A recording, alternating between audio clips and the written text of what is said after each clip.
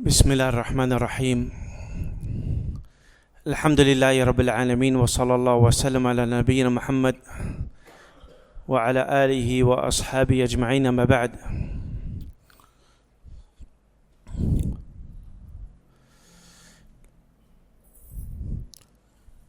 Kita akan lanjut pembahasan thalathat usul atau 3 landasan agama yang mengajar kepada kita al-Islam as-sahih, Islam yang sah, Islam yang benar.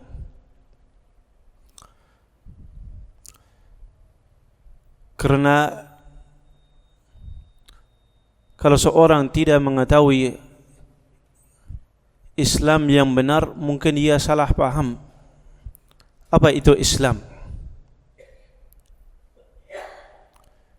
Dia anggap perkara yang bukan Islam masuk agama Islam.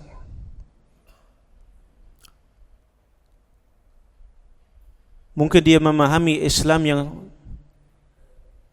tidak sesuai dengan Islam Rasulullah sallallahu alaihi wasallam. Islam yang dimaksud oleh Allah Subhanahu wa taala.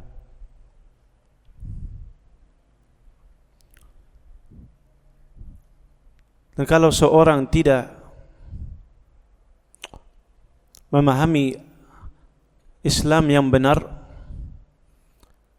bisa jadi dia murtad karena tidak memahami Islam yang benar.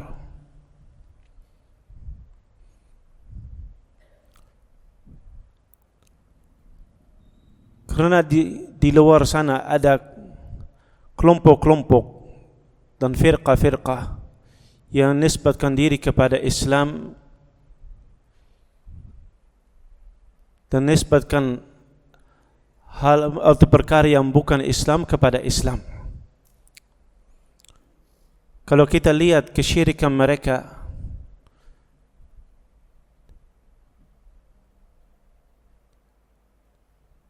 dan pahaman mereka yang rusak, dan ibadah mereka kepada selain Allah Azza wa Jal, sesungguhnya seorang tidak mau masuk Islam kalau lihat seperti itu, atau tidak kokoh atas Islam kalau itu pahaman Islam seperti itu. Jadi siapa mau masuk Islam yang ada kesyirikan, sama aja keluar dari kesyirikan masuk kesyirikan yang lain. Atau seorang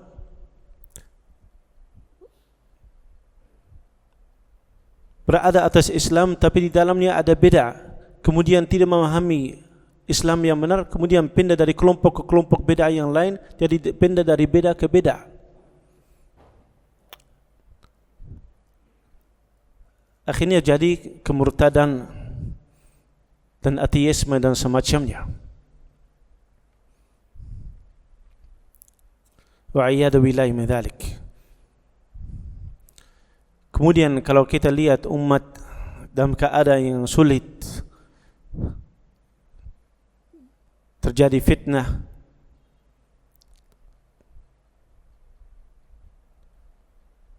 terjadi tafarruq, pecah belahan,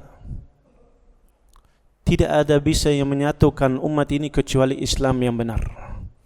Bukan nisbatkan diri kepada Islam, nama Islam saja, tidak. Yang bisa menyatukan umat itu at-tauhid dan sunnah wal Islam sahih kama nazala ala Rasulillah sallallahu alaihi wasallam. Itu Islam yang benar yang bawa keberkahan dan persatuan kepada umat. Fa innal Islam huwa tauhid. Islam itu at-tauhid. والتوحيد هو إفراد الله بالعبادة. Tauhid itu mengesahkan Allah dalam ibadah. على ما كان عليه رسول الله صلى الله عليه وسلم وأصحابه. Mengesahkan Allah Azza wa Jalla dalam ibadah sesuai dengan sunnah Rasulullah sallallahu alaihi wasallam dan pahaman para sahabat dan para salaf.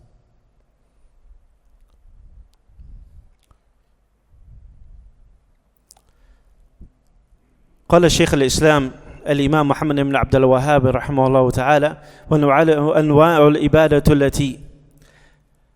وأنواع العبادة التي أمر الله بها مثل الإسلام والإيمان والإحسان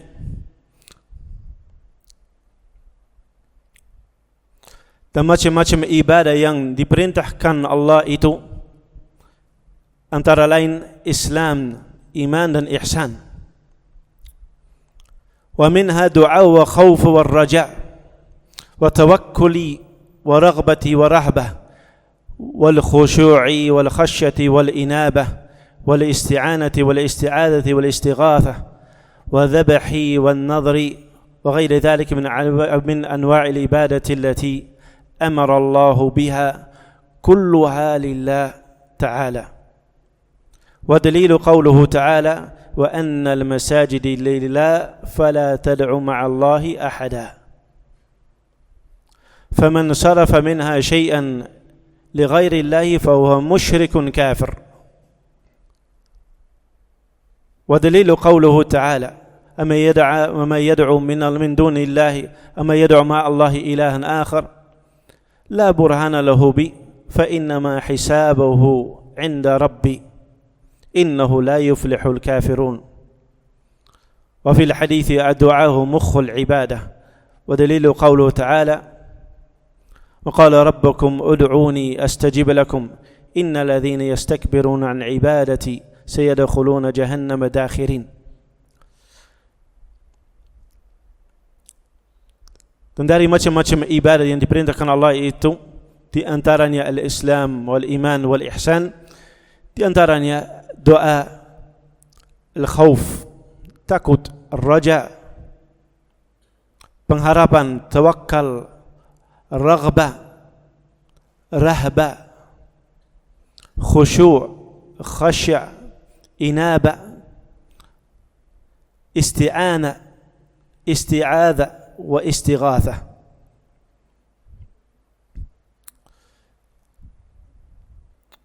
Wa dhabahu wa nadhar, dan macam-macam ibadah lainnya yang diperintahkan oleh Allah Subhanahu wa taala.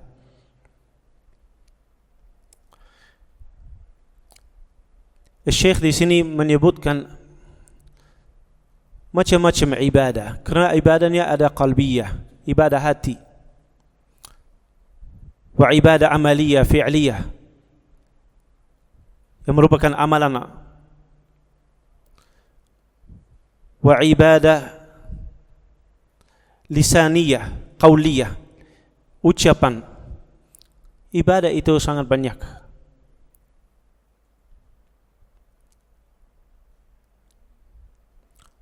Dan ibadah hak milik Allah Subhanahu wa taala, hanya boleh dilakukan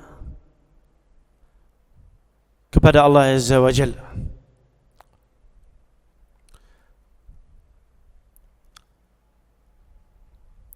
Dan itu tauhid yang dimaksud. Itu mengesahkan Allah Azza wa Jalla dalam ibadah, apa aja bentuknya.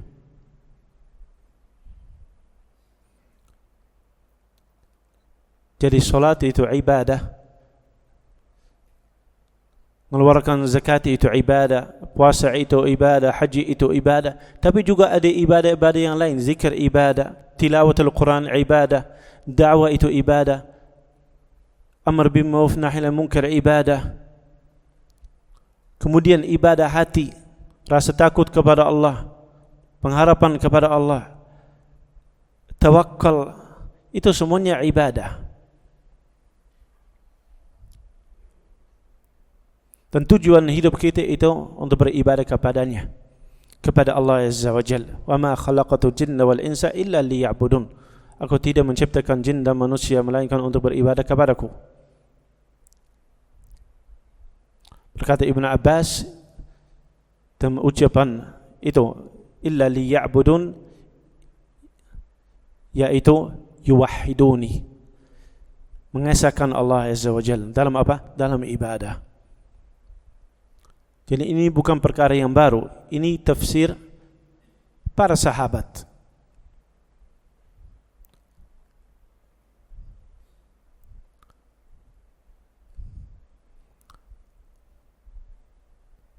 Dalil bahwasanya ibadah hanya boleh dilakukan kepada Allah Azza wa Jalla itu wa annal masajida lillahi fala tad'u ma'allahi ilahan aw ma fatad'u ma'allahi ahadan. Dan sesungguhnya masjid-masjid itu adalah punyaan Allah Azza wa Jalla, milik Allah. Maka janganlah engkau menyembah seorang pun di dalamnya di samping Allah Azza wa Jalla. Maksudnya di sini bukan hanya masjid, tempat seperti ini. Maksudnya juga ibadah secara umum. Tempat ibadah atau ibadah sendiri.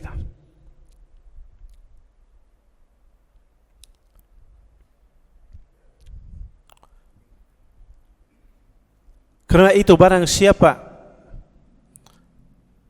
melewengkan ibadah tersebut untuk selain Allah, maka ia telah musyrik dan kafir.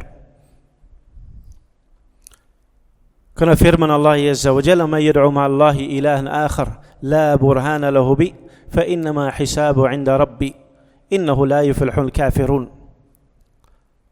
Dan sesungguhnya barang siapa beribadah atau barang siapa menyembah atau berdoa kepada selain atau mayad'u ma'allahi ilahan akhar, barang siapa menyembah Tuhan selain atau di samping Allah Azza wa Jalla, padahal tidak ada burhan, maksudnya dalil pun baginya, maka sesungguhnya perhitungannya di sisi Allah itu, sesungguhnya orang-orang yang kafir itu tidak beruntung.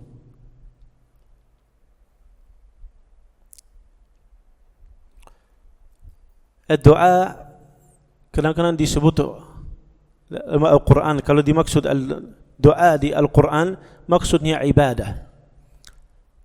Karena doa dari sisi bahasa Arab artinya at-talab, permohonan, permintaan. Ketika seorang meminta kepada Allah Azza wa Jalla, dia dalam dua keadaan. Dia memohon kebutuhan dari Allah Azza wa Jalla, itu doa masalah. Dia ada keperluan, minta rezeki, minta keturunan, minta musibahnya diangkat. Itu doa masalah. Dia ada keperluan. Tapi dalam waktu yang sama, dia beribadah kepada Allah Azza wa Jalla. Doa ibadah.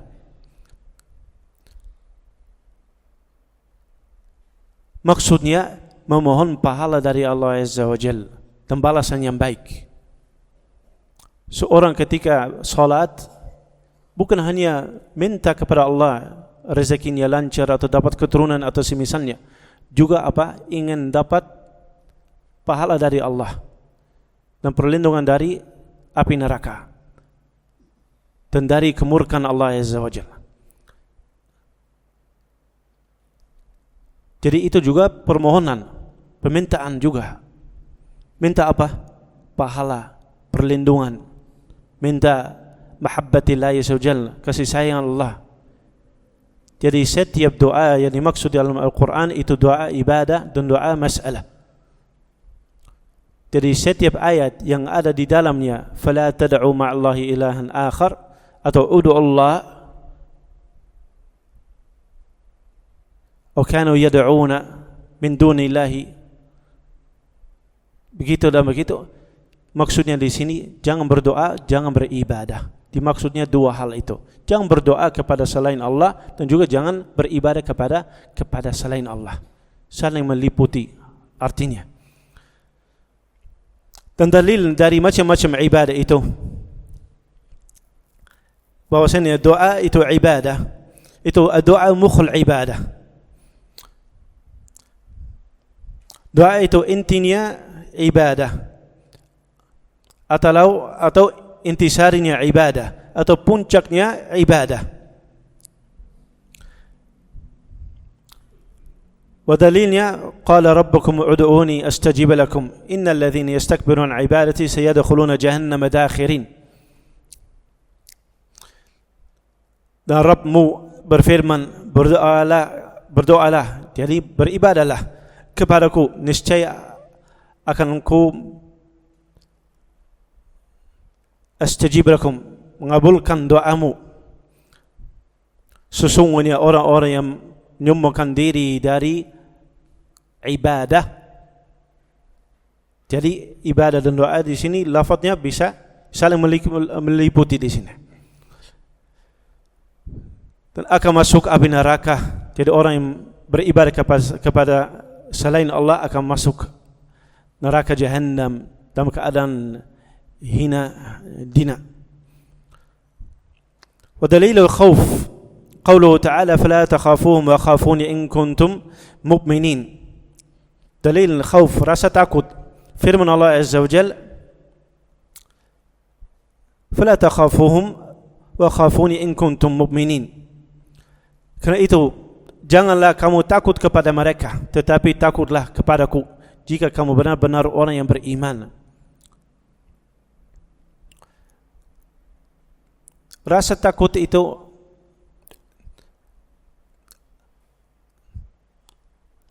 ada berapa keadaan. Ada khauf tabi'i, takut yang alami, yang biasa, tabiat manusia. Seorang takut misalnya menyeberang jalan Grogol Raya ini, takut apa? Ditabrak oleh motor atau mobil. Kenapa? Karena benar-benar ada sebab untuk takut. Seperti seorang takut dengan singa atau hewan yang bahaya misalnya atau penyakit tertentu. Itu biasa. Karena sebab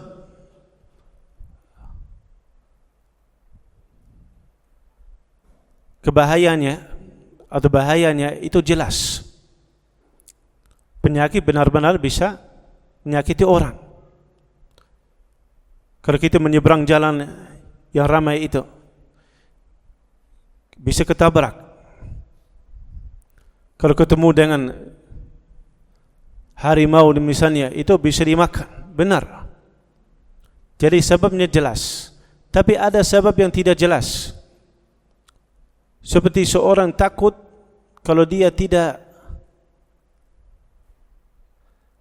mengagungkan wali fulan atau orang mayat di kubur tertentu atau dengan dewa-dewi yang ada di gunung ini dan itu, dia takut bahwasanya dia timpa musibah atau rezekinya tidak lancar. Ini namanya kesyirikan. Ini namanya kesyirikan. Dan ini dinamakan oleh para ulama Najd, termasuknya Muhammad Abdul Wahhab, khauf as-sir, khauf yang sebabnya tidak jelas, yang tidak kelihatan. Jadi masa itu orang yang di kuburan, yang di misalnya di Mesir, kalau kita tidak merespek dia atau tidak memperhatikan dia, dia akan menyebabkan kita rezeki tidak lancar atau timpa musibah? Bisa enggak? Sebabnya jelas enggak? Enggak jelas. Dia punya kekuasaan? Tidak. Itu hanya milik Allah Azza wa Jalla. Itu namanya khauf as-sir. Dan ini kesyirikan. Kemudian ada khauf yang lain, rasa takut yang lain, yang tabi'i, yang biasa. Takut ditabrak di jalan yang ramai, menyeberang jalan tol. Itu bahaya, benar. Tapi kalau ada keperluan, ya tawakal Allah. Tidak boleh lebih takut makhluk daripada takut kepada Allah Azza wa Jalla. Seorang ketemu musuh misalnya, kemudian karena takutnya dia meninggalkan jihad atau perlawanan terhadapnya karena takut sama musuhnya. Lebih takut atau sama takutnya, level takutnya sama dengan takutnya kepada Allah Azza wa Jalla, itu bisa sampai tingkat kesyirikan, bisa tingkat hanya haram. Tapi tetap itu bahaya. Seorang takut sama sesuatu sama dengan Allah Azza wa Jalla.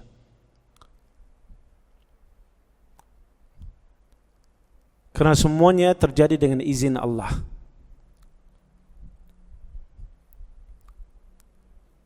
Misalnya seorang ingin sholat, tapi di sekitarnya ada orang kafir. Misalnya di kantor, kerja di kantor perusahaan internasional, bosnya semuanya orang kafir. Kemudian sudah masuk waktu sholat dan tidak ada waktu lagi, waktunya sudah mau habis. Sebagian orang takut untuk minta waktu untuk sholat, keluar dari rapat untuk sholat. Takut sama siapa? Manusia. Jadi takut itu sudah hampir mau mendekati takut sama Allah. Itu menghindari menghalang dia untuk melakukan sesuatu yang wajib. Ini haram. Dan sebenarnya itu bisa sampai ketika kesyirikan. Lebih takut sama manusia daripada Allah Azza wa Jalla. Manusia yang makhluk itu juga makhluk Allah Azza wa Jalla. Buat apa itu takut? Paling mungkin dimarahin, dipecat. Biasanya juga tidak sampai begitu. Ini hanya khayalan. Sebagian orang itu takutnya berlebihan. Minta izin saya sholat 5 menit, boleh aja. Orang lain boleh minta izin untuk rokok. Saya nggak boleh keluar untuk sholat. Terus kalau terjadi dimarahin oleh makhluk, yang mana lebih dikhawatirkan? Dimarahin Allah atau dimarahin makhluk? Makhluk yang nggak bisa apa-apa kecuali dengan izin Allah Azza wa Jalla. Dan wallahi, kalau seorang benar-benar takut sama Allah, makhluknya tidak bisa menyentuhnya, tidak bisa membahayakannya. Bahkan Allah akan memudahkan jalannya, kasih jalan keluar. Wa may yattaqillah yaj'al lahu makhraja wa yarzuquhu min haitsu la yahtasib. Kemudian qala asy-syekh wa dalil raja pengharapan firman Allah Azza wa Jalla, faman kana yarju liqa'a rabbih falyamal 'amalan salihan wa la yusyrik bi ibadati rabbih ahada. Untuk itu, barang siapa mengharap perjumpaan dengan Rabbnya, maka hendaklah ia mengerjakan amal yang saleh dan janganlah ia mempersekutukan seorang pun dalam ibadah kepada Tuhannya. Wa dalilu tawakkul, dalil tawakkal, berserah diri kepada Allah Azza wa Jalla.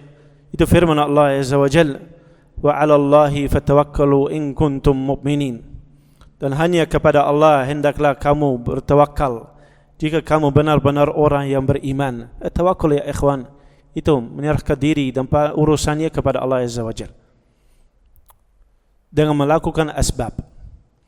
Seperti seorang yang ingin dapat keturunan, dia harus menikah. Seperti orang yang ingin dapat rezeki, uang untuk menafkahkan diri dan keluarga, harus kerja, harus ada usaha.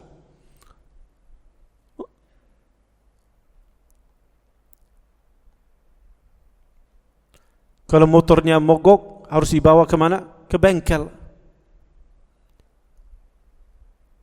Jadi harus ada usahanya. Itu namanya asbab. Tetapi dapat keturunan, dapat rezekinya, dan motornya bisa nyala lagi, itu kita serahkan kepada Allah Azza wa Jalla. Jadi tawakkul itu tafwidul amr ila Allah Azza wa Jalla, menyerahkan perkara kepada Allah, melakukan asbabnya, kemudian hasilnya jadi berhasil atau tidak itu dari Allah Azza wa Jalla. Karena benar dibawa motor ke bengkel, kadang-kadang bisa nyala lagi, kadang-kadang tidak. Ya kan? Itu kembali kepada Allah. Seorang menikah, dapat keturunan, bisa jadi, bisa tidak. Dia melakukan asbab.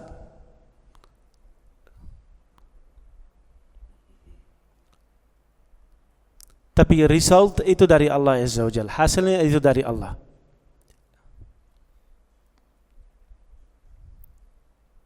Dan begitulah seorang muslim, dia bertawakal kepada Allah Azza wa Jalla dalam segala urusannya.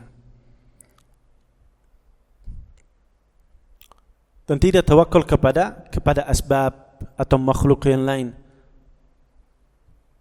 Misalnya seorang tawakal menyerahkan perkaranya kepada Wali Abdul Qadir misalnya. Abdul Qadir sudah mati berapa ratus tahun, nggak bisa apa-apa ini. Kalau dia punya kekuasaan, dia sudah keluar dari kuburannya. Dan dia juga makhluk, tidak bisa melakukan apapun kecuali dengan izin Allah. Dan perkara keturunan misalnya atau rezeki lancar itu hanya milik Allah Azza wa Jalla. Tidak ada yang bisa mengatur kecuali Allah.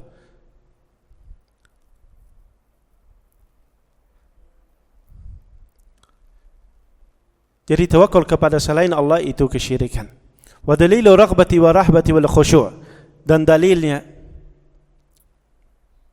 raghbah, penuh minat, dan rahbah, cemas dan khusyuk, tunduk, firman Allah Azza wa Jalla, innahum kanu yusari'una fil khairati yad'unana wa yad'unana raghaban wa rahaba wa kanu lana khashi'in. Sesungguhnya mereka adalah orang-orang yang selalu bersegera dalam mengerjakan perbuatan-perbuatan yang baik, dan mereka berdoa kepada kami dalam harap kepada rahmat Allah dan cemas akan disiksa kami, dan mereka adalah orang-orang yang khusyuk kepada kami. Allah berfirman, wa dalilul khasyati qauluhu ta'ala, fala takhshawhum wakhshawni, maka janganlah kamu takut kepada mereka dan takutlah kepadaku, tetapi takutlah kepadaku. Khasya itu tingkat di atas al-khauf, rasa takut. Walaupun artinya mungkin dekat, al-khasya dan rahbah. Al-khasya itu rasa takut dengan ilmu, yang bersama ilmunya, benar-benar memahami dan mengenal apa yang ditakuti.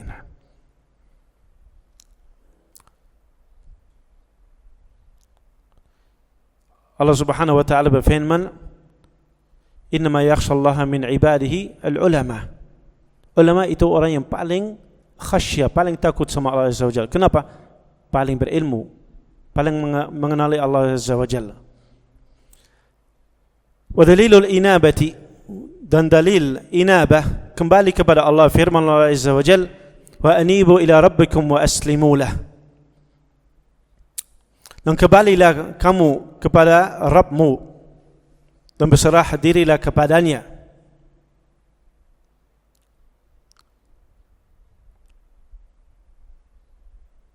Jadi kembali kepada Allah dan bertaubat.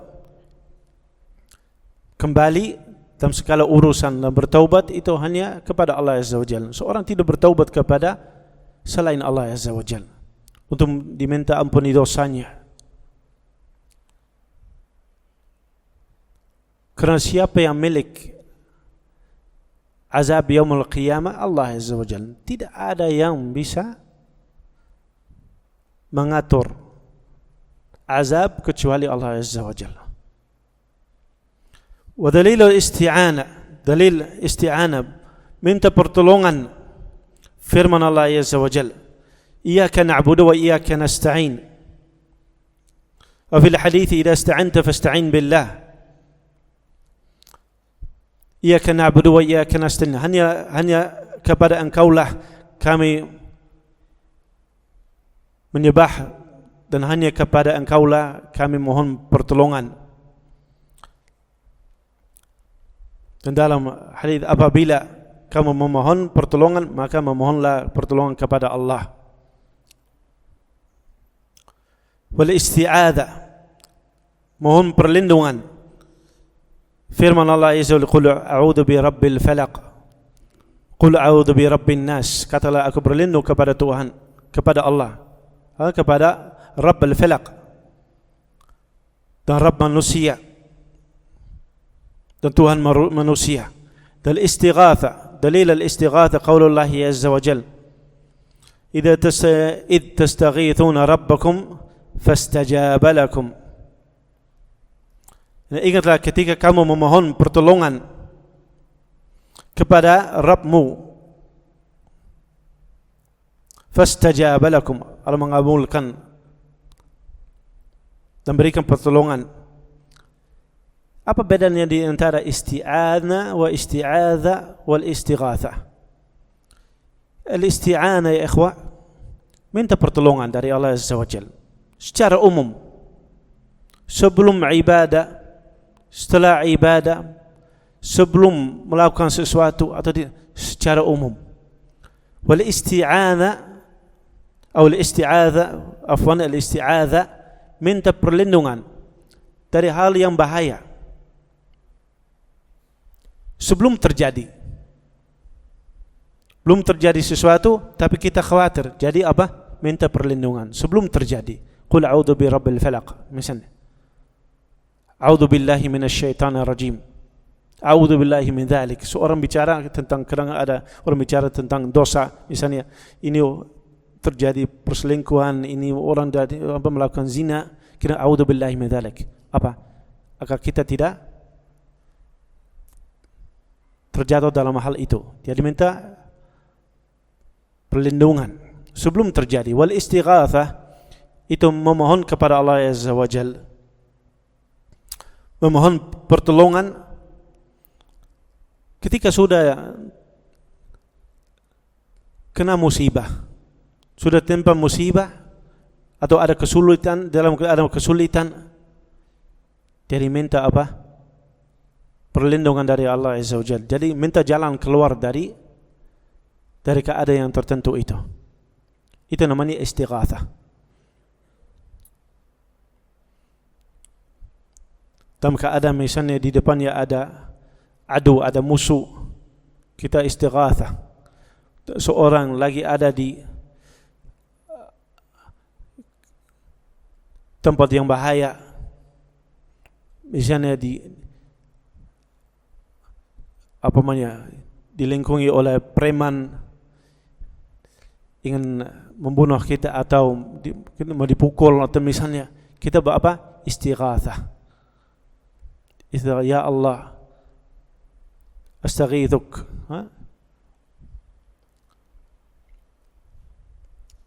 Itu namanya istighatsah.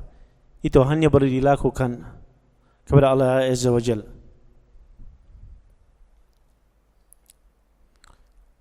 Walaupun ada bentuk istighatsah yang diperbolehkan, dan bentuk isti'anah yang diperbolehkan, dan bentuk isti'adzah yang diperbolehkan, itu kalau diminta dari makhluk yang mampu dan hadir dan hidup. Makhluk yang hadir, ada, bukan mayit, bukan jauh, ada,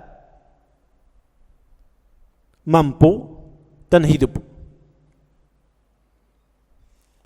Beda keadaan apa? Minta pertolongan, perlindungan dari makhluk yang tidak hadir, ada di negara yang lain, tidak mampu atau tidak hidup, sudah mati.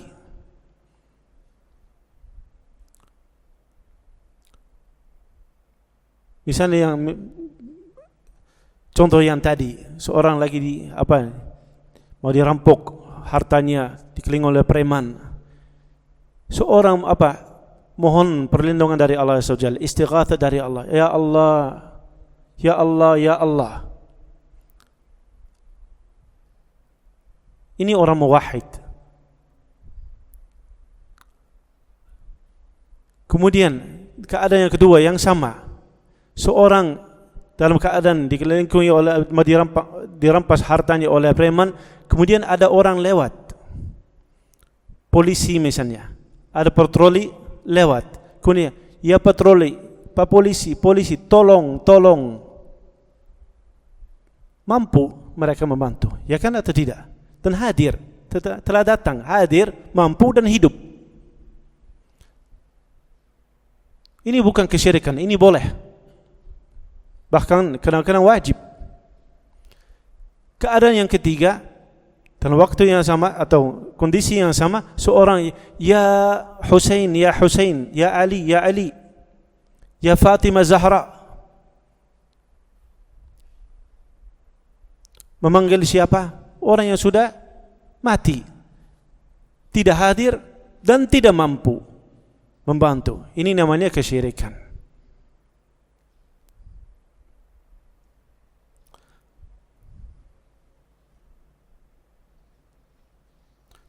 Kemudian Syekh berkata, wa dalilu dzabh, qaulullah ta'ala, dalil dzabh, menyembelih itu firman Allah Azza wa Jalla, qul inna salati wa nusuki wa mahyaya wa mamati lillahi rabbil alamin la syarika lah bidzalika umirtu wa ana awwalul muslimin.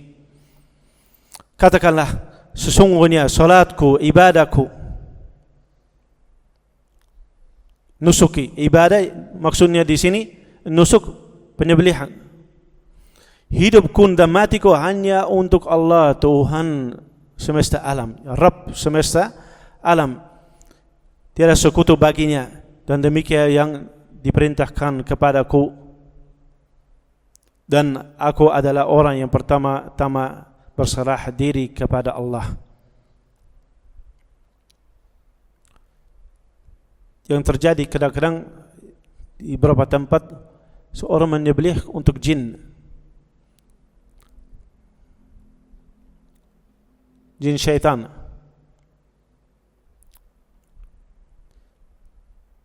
Disuruh untuk ambil ayam jantan hitam, kemudian menyembelih tengah malam, kemudian darahnya dilempah itu di pintu atau semisalnya,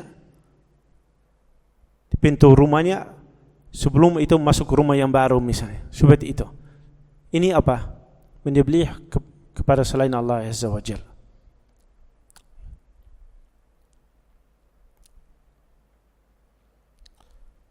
Dan dalam as-sunnah Rasulullah sallallahu alaihi wasallam bersabda, la'nallahu man dhabaha li ghairillah. Allah melaknat orang yang menyembelih binatang bukan karena Allah Azza wa Jalla. Wa dalilun nadhr qawluhu ta'ala, yufuna bin nadhri wa yakhafuna 'adhabah. أو يوفون النذر ويخافون يوما كان شره مستطيرا. Mereka menunaikan nazar dan takut akan suatu hari yang azabnya merata di mana-mana.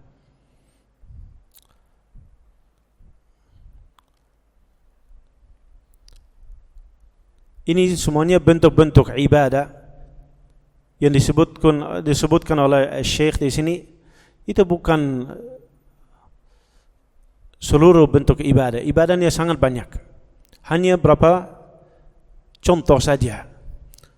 Yang penting ibadah itu hanya dilakukan karena Allah dan untuk Allah Azza wa Jalla. Karena tauhid yang dimaksud oleh Allah Azza wa Jalla itu tauhid al-ibadah, mengesahkan Allah Azza wa Jalla dalam ibadah. Wa Rabbuna wahid, Rabb kita itu satu.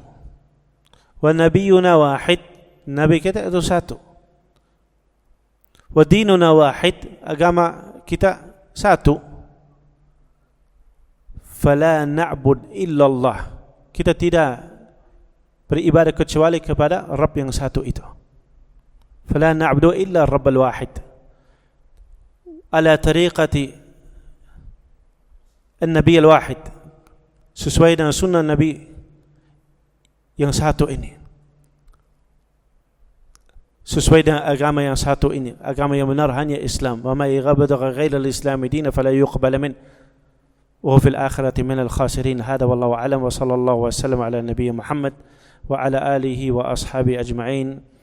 Wassalamu alaikum warahmatullahi wabarakatuh.